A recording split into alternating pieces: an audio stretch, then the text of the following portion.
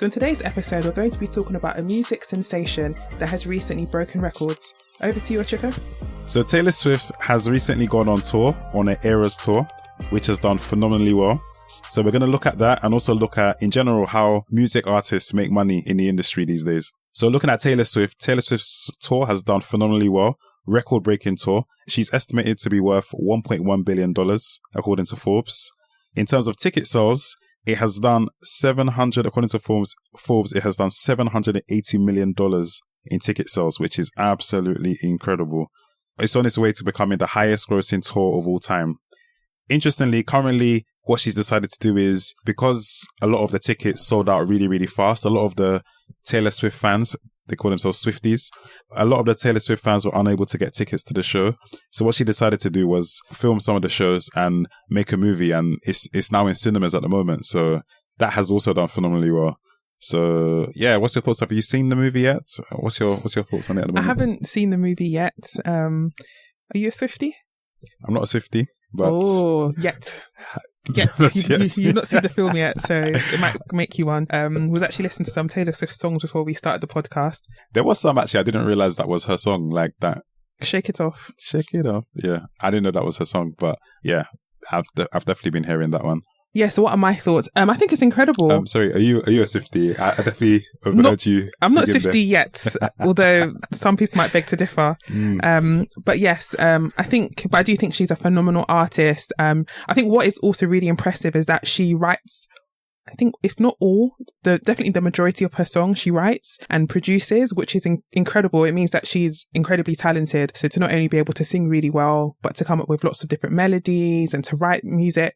So it's very, very good. And you mentioned that Forbes has now listed her as a billionaire. And I think what's interesting to note is in contrast to some of her peers, such as Rihanna and Jay-Z, she has become a billionaire purely through music. So through her music sales and through her touring, which is an incredible feat to think like she's actually a whole billionaire just through music. Like, it's absolutely incredible. She's not had to do any side ventures in order to get to that title. But I think, I think her fans seem to have really loved her tour. I've heard only positive reviews about it. I've heard that it's really, really excellent. Even from people who have only gone because of perhaps their children or because of some of their friends have said they've really enjoyed the tour. And I think it's great how she's been able to monetize it and also to create this film. Do you reckon some of her income from this tour has also come through things like merchandise and things of that nature? Yeah, definitely. I would imagine it would come through that too. But I must say, just to talk about the film, I've seen some clips on it. And I must say, in terms of like the staging, you know, the like special effects on the staging, she did an incredible job, I must say. I mean, I've seen some concerts and, you know, we've seen staging and the lights and the camera effects and the stuff that she was doing on stage, incredible. So certainly I thought she did a great, like the little clips I've seen, she's done an awesome job. So she definitely rose to the occasion in terms of giving the fans an incredible show, it looks like. So, and also I actually saw some clips where they were showing it in a cinema, and she actually came to the cinema to watch with the fans as well, which I think was really cool. Did they know they were there? No, she didn't know. It was like a surprise. But when she came in, she then like went to the front, and then basically that's when they knew that she was really amongst them. And then she actually stayed for the whole film. So she literally stayed there, and they all watched it together, which is really, really, really incredible. Like, you don't really get that. I mean, I've never heard of that before. That's incredible. Yeah, great marketing strategy also. And that is true. That would have gone viral on TikTok for sure. Gone viral and also made the fans feel like she really appreciates them. Yeah, wouldn't you just feel like, wow, I wish I'd gone, you know, it would be incredible to have been there.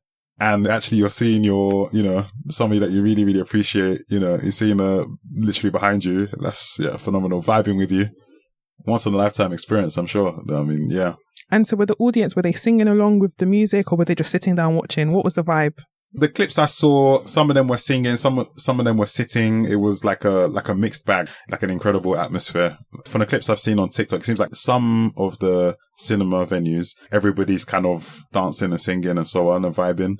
But then some of them, it's quite, you know, everybody's sitting down. So it's kind of like a mixed bag. Maybe it depends which, you know, town you're in. Right. You're right. What everybody's vibe is. Right. But what time of the day it is. What time of the day it is. Yeah. So it seems like it depends. But from what I've seen, so, I mean, it's just a great idea, really. I've never heard of that before. I understand Beyonce is doing that too. something like that too. She's planning to release a Renaissance World Tour film. Yeah. Yeah, and actually, interestingly enough, I know this went really viral. So at Taylor Swift's premiere for her Eras Tour film, I know that Beyonce turned up, and it was an incredible moment to see the two ladies together, particularly as Beyonce will be coming up with her own film. I think it was great from many perspectives. One, to show the support amongst the women, to show how much they support each other and appreciate each other, but also for the fans also, so that the fans aren't thinking, right, let's pit these two against each other, but instead, you know, they can support both artists. Like, that's completely fine, because I know both of them have huge fan bases with the Swifties and the Beehive, so I think it was really smart. Yes. Yeah, no, absolutely. Yeah.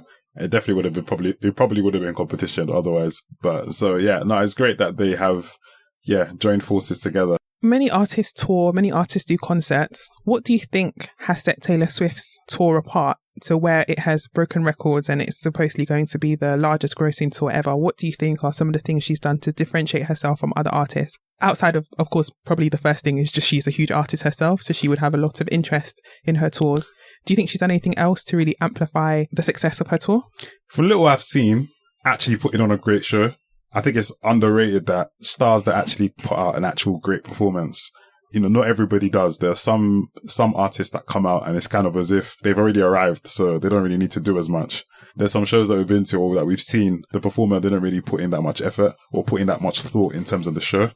But the sense I get with Taylor Swift is that when she comes out, she goes fully in. Right. She looks to put out an incredible show. Right. She wants fans to leave home thinking, wow, that was an incredible show. And actually Beyonce does that too from what the clips I've seen. So yeah, that's definitely one. Putting on an incredible show. Putting on one that's, you know, you would feel like not just, oh, you're listening to the album or you're listening to her live, but actually you're having an experience that is so unique that even others are having FOMO, thinking, oh man, I wish I was there. Right. You know, fear of missing out, that is.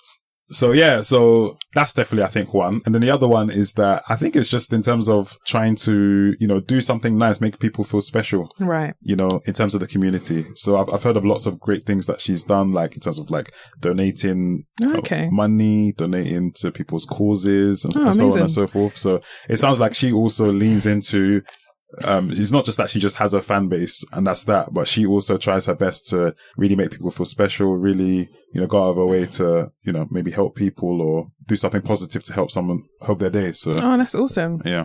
So people don't just buy into her music, but they buy into her as a person as well. Absolutely, yeah. Yeah, Absolutely. and I think probably other factors would probably be the ticket prices for her concert and I guess also merchandise sales. And question, have you ever bought any merchandise from a concert? It's a good question, actually. To be honest, when I've been to concerts in the past, I haven't actually seen the merchandise, but long story short, no. Okay. Long story short, no. Okay. Not yet, but maybe one day if it's nice enough. Yeah. If it's nice enough, yeah. Yeah, same. I don't think I've actually ever bought merchandise myself either, but I definitely know people that do buy merchandise, and for them, it's part of the entire concert experience is wearing the merch. And actually, we mentioned Beyonce earlier. I don't know if you saw, there's lots of TikToks and social media posts of people purchasing or creating their outfit for Beyonce's world tour. And actually making it into a real spectacle. Yeah. What kind of things were they? Well, because the Renaissance album, the photos that accompany the album were very much like silver, glittery disco. Cowboy thing. Yeah. So a lot of people wore outfits that were in line with that. And also once people started to see some of her stage costumes as well, she wore lots of gold and glitter and sparkly things. So people wanted to come to the concerts and dress like that too, which I thought was quite interesting. Interesting. Yeah. So similar to how you mentioned about Taylor Swift really creating an experience where you want to go there. It's not just watching live, it's a full experience. I think maybe that is a differentiator for those two women who are really at the top of their game, is the concert is a real experience. Interesting. Top to bottom, yeah. So is it kind of like I wouldn't say fancy dress, but in that sense, like people actually come in come in to try and come as Beyonce, you know, in a gear or like a uniform in some ways. That's an interesting point. I wouldn't necessarily say they try to look like Beyonce, but they try to embody her, what she, you know, her outfits, and try to embody the essence of the tour. That's interesting, because then maybe you know, like if with football, you know, fans will come in like the t-shirt. Yeah, good point. I think I've never thought about how you have a stadium full of fans essentially wearing a football kit, but they're sitting in the audience watching the match. Yeah. Why do you need to wear a football kit if you're in the audience? But it's a way to show your support. Yeah, that's true. And similarly, you know, wearing the outfits is a way to show your support of the artist. So I wonder if they'll the artists will in the future do more sort of fashion merchandise. They might even have outfits on websites before you go to the show, so that people aren't like DIY in their own. They actually can go directly to the site and purchase outfits. That could be something. Idea. Yeah, well, okay, they should pay me, guys. If you're going to use my tip, pay me. Come on now. Yeah, but that's quite a good idea. Yeah, it's a good idea. Definitely, yeah, it's definitely interesting. And I think Taylor Swift in her case as well, to the point that you were making earlier about Taylor Swift writing a lot of her music. That's really interesting as well, because especially she's been around for probably around 15 or so years. It's coming out now that a lot of artists of before wasn't really writing their own stuff, or there was ghost writers or ghost singers and so on. We're hearing that kind of thing now. So it's interesting to see that she has actually stayed kind of true to herself the whole way, writing her own stuff. She also plays, I think she plays a bit of music now. Yeah, she does, well. Yeah. So it's interesting that, that's incredible talent. And of course, in terms of money, that's also awesome because you're able to, get the writing credits. But I do understand that she had like a contract dispute as well a few years ago, but she was able to negotiate a new contract or get a new contract. And this one was more favorable terms. So she's also remastered some of her older tracks, like her first album, for example, first few albums. So she's, re-recorded it and basically re-released it. And that's also done very well. So that's also helped as well. So that's helped. And I also think it's really clever of her. Like you said, we're not going to go into too much detail. If you'd like us to touch upon music contracts, etc., we can do that in a future podcast. But one thing I will say is that she definitely seems to have very good business acumen, because she didn't just sort of take it lying down. Like you said, she signed a new deal and she decided to re-record some of her old material in order to get the remuneration that she deserves for her hard work. So good on her. Yeah, I wonder where that came from as well in terms of that. I wonder if that's she led that or lawyers led that. I wonder where that came from in terms of her looking to fight that, because that's quite unprecedented. I've not heard of that before. It's a good point. I think perhaps, as you mentioned, she's been in the music industry for a really long time. And I think one thing artists do over time is learn, especially when you can see how much money that you could have made or should have made, but you had a bad contract and you missed out. I think that is a good incentive to understand the music business better. That's actually a great point. I see a lot of artists now, maybe that were around maybe in the 2000s or, 90s, 2000s, 2010s, that they're coming out now. And a lot of them, when they speak about music contracts, a lot of them talk about maybe the contracts they signed when they started off. And it's as if that realization comes that when they first signed, they were very young and, they didn't sign the best of contracts. But, now, and I think also maybe because of social media as well, that's also helped, because before they just didn't know. Whereas now there's lots of people doing interviews. There's lots of information on there, on the internet, on YouTube and so on, of artists talking about their contracts and so on. So I think that probably the information is probably better in terms of what's out there. But then also the opportunity in terms of, being able to do your marketing yourself through TikTok and so on. And I think there's more access in terms of people going more independent these days as well. So that's probably helped as well. So I think there's probably been a shift in mentality towards how much people should be making and, what they can do about it. So it's interesting. Yeah, agreed. So I believe Taylor Swift is coming to the UK in June of 2024.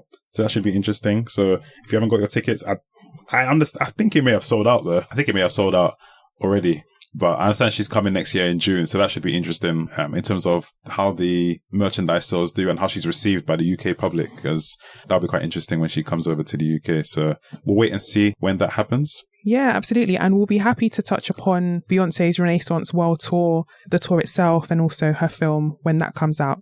Yeah, so in terms of the Renaissance tour from Beyonce, so she introduced a number of tiers. One of them was like a VIP section, which was right next to the stage. So I think that one was like, front row right next to the stage. But that one was more expensive. So that one was about, I believe it was around 5K right per ticket. Yeah. But those sold out immediately, like very, very fast. Yeah. And Beyonce's made an incredible amount of money from this new tier system. In fact, I think when those like Afrobeat artists as well, Wizkid, Burna Boy, I think they were introducing something like that as well at their concerts as well. So it looks like something that we'll be seeing more and more, but it's very interesting to see, in terms of, just this new way of making money for the artists that we've seen from tour. So, right. Yeah. Yeah, absolutely. So let us know your thoughts on, this new Eras tour and anything we've discussed on the podcast today. Our social media is Business Key Pod on Instagram. Follow us, like us, give us a 5-star. Also on TikTok now. Also on TikTok now, yes. Also Business Key Pod. So yes, follow us, like us, share as well. And we'll see you next time. Our podcasts are every Wednesday. So we'll see you next time. Bye. Bye.